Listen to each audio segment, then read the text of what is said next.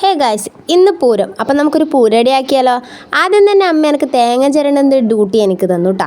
പിന്നെ അമ്മ ബെല്ലം ഉരുകാൻ വെച്ചു, ലേശം വെള്ളവും കൂടി ഒഴിച്ചിട്ട്, കാരണം ബെല്ലത്തിൽ കല്ലുണ്ടാവുമല്ലോ. പിന്നെ ഉരുള അടുപ്പത്തേക്ക് വെച്ചിട്ട് അതിലേക്ക് ബെല്ലം ഉരുക്കിയതായിരിക്കും ഒഴിച്ചിട്ട് അതിലേക്ക് തേങ്ങയും കൂടിയിട്ട് അമ്മ നന്നായി മിക്സ് ചെയ്തു. പിന്നെ എനിക്ക് ഏലക്കായ് പൊടിക്കുന്ന ഡ്യൂട്ടിയും കൂടി തന്നു.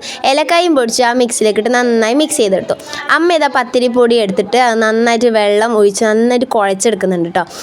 കുഴച്ചൊരു രൂപം എന്ന് വെച്ചാൽ നമുക്ക് ഇലയുടെ ഒരു രൂപം ഉണ്ടാവില്ലേ, ചപ്പാത്തിക്കൊക്കെ കുഴക്കുന്ന പോലെ, പത്തലിനൊക്കെ കുഴക്കുന്ന പോലെ തന്നെ അങ്ങനെ കുഴക്കണം കേട്ടോ. ലേശം ഉപ്പൊക്കെ ഇട്ടിട്ട് കുഴച്ചെടുക്കാം. ഇതാണ് ചമതച്ചപ്പ്. നമ്മൾ ഇതിലാണ് അപ്പം ചുടാറ്. പൂരത്തിൻ്റെ അപ്പം നമ്മൾ ഈ ഒരു ചപ്പിലാണ് ചുടാറ്. അപ്പോൾ വാഴയുടെ നാര് എടുത്ത് വെച്ചിട്ടുണ്ട്, കാരണം അപ്പം കെട്ടാൻ വേണ്ടിയിട്ട് എടുത്ത് വെച്ചിട്ടുണ്ട്.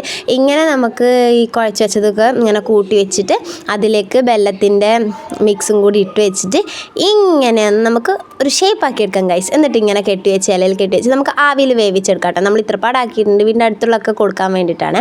അപ്പോൾ ഇഡലിത്തട്ടിൽ വെച്ചാലും മതി. പക്ഷേ ഇത് കുറേ ഉള്ളതുകൊണ്ട് അമ്മ ഒരു കലം വെച്ച് അതിൻ്റെ മുകളിൽ തുണിയും കെട്ടിയിട്ട് ഇങ്ങനെ ആവിയിൽ വെക്കുകയാണ് ചെയ്ത്. അപ്പോൾ സൂപ്പർ സെറ്റപ്പായിട്ട് പൂരട റെഡി ആയിട്ടുണ്ട് കേട്ടോ. നിങ്ങൾക്കൊക്കെ പൂരട ഇഷ്ടമാണോ എന്നൊന്ന് കമൻറ്റ് ചെയ്യാൻ മറക്കല്ലേ. അപ്പോൾ വീഡിയോ ഇഷ്ടപ്പെട്ടാൽ ലൈക്ക് ചെയ്യുക, ഷെയർ ചെയ്യുക, സബ്സ്ക്രൈബ് ചെയ്യുക. ബൈ.